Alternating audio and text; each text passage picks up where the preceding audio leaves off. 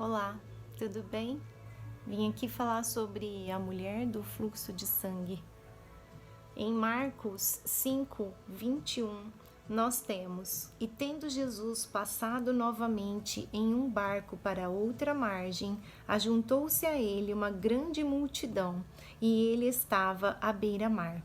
E chegou um dos príncipes da sinagoga, chamado Jairo, e logo que o viu, prostrou-se aos pés de Jesus. E lhe rogava com insistência, dizendo: Minha filha está à morte, rogo-te que venhas e imponhas as mãos sobre ela para que seja salva e viva.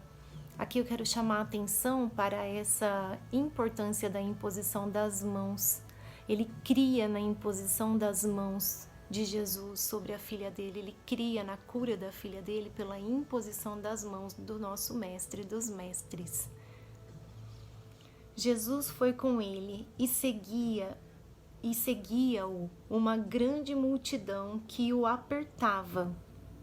E uma mulher que padecia de uma hemorragia durante 12 anos e que tinha sofrido muito nas mãos de muitos médicos e gastado tudo quanto possuía, sem que nada lhe aproveitasse antes, piorando mais.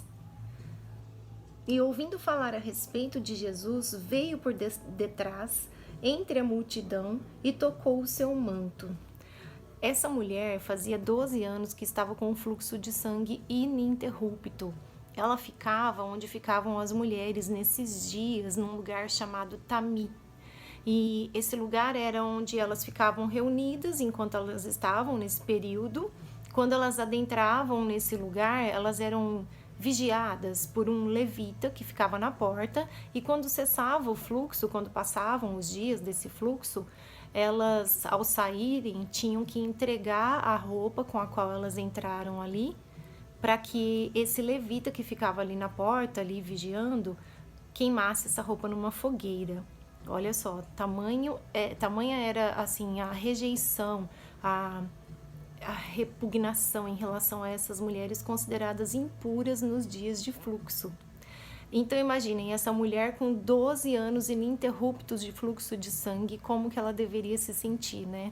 E fazendo tratamentos, pagando pelos tratamentos, sofrendo nas mãos dos médicos e nada adiantando.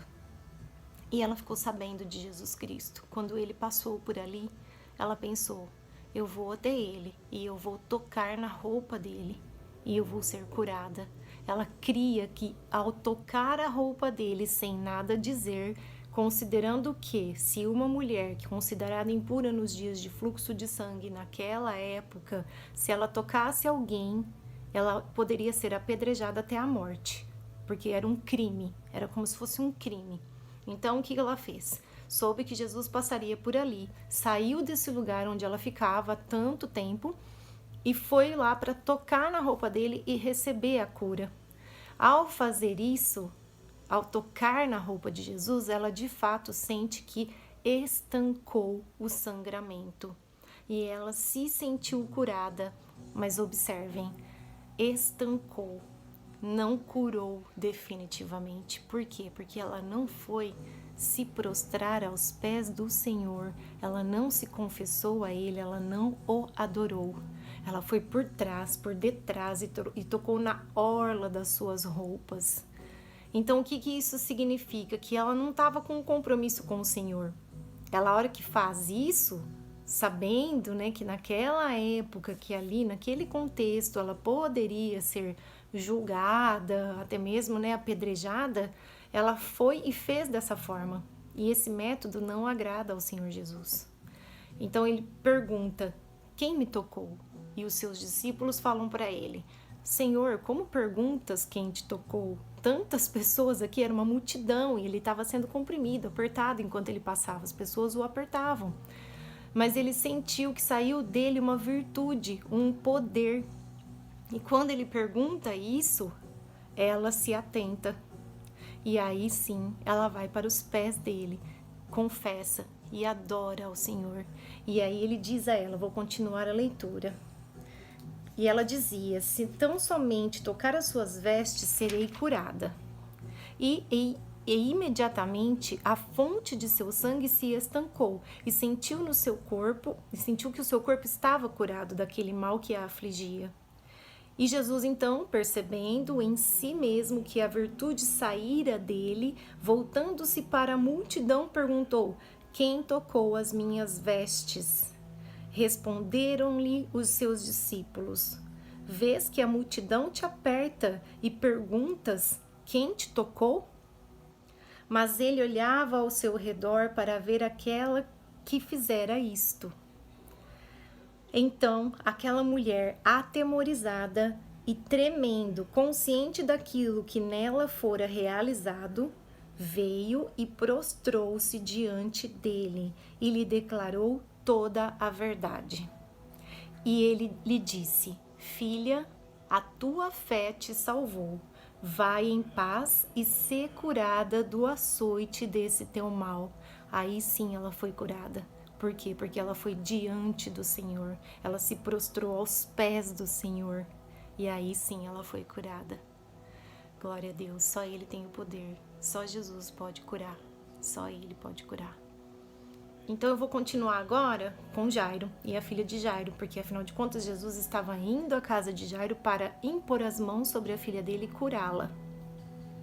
E enquanto ainda falava, vieram da casa do príncipe da sinagoga de Jairo algumas pessoas dizendo: a tua filha está morta, para que ainda fatigas o mestre? Mas Jesus, percebendo do que se tratava, disse ao príncipe da sinagoga: não temas, crê somente. Apenas creia, não temas. E não permitiu que alguém o seguisse, senão Pedro, Tiago e João, irmão de Tiago. E quando chegaram à casa do príncipe da sinagoga, Jesus viu o alvoroço e os que choravam e pranteavam muito. E, entrando, disse-lhes: por que fazeis este alvoroço e chorais? A menina não está morta, mas dorme. Por que Jesus fez isso? Porque ainda não era a hora de revelarem os seus milagres, de ele revelar os seus milagres às pessoas. Então ele disse que ela estava dormindo. E todos riram dele. Mas ele, tendo feito com que todos saíssem, tomou consigo o pai e a mãe da menina e os que estavam com ele e entrou onde estava a menina. E, tomando a mão da menina, disse-lhe: Talita cumi, que traduzido é: menina, a ti te digo, levanta-te. E imediatamente a menina se levantou e pôs-se a andar, pois tinha 12 anos. E logo todos foram tomados de grande espanto. Mas ele ordenou-lhes expressamente que ninguém o soubesse e mandou que dessem de comer à menina. Aqui a gente pode pensar o seguinte: se ele mandou que dessem de comer a menina, a gente pode pensar na fome espiritual, na falta do alimento espiritual e a diferença que isso faz nas nossas vidas quando nós nos alimentamos espiritualmente. A gente não morre, o nosso espírito não morre.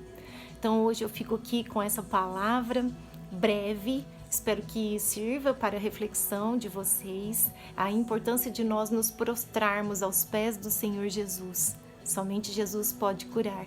Amém?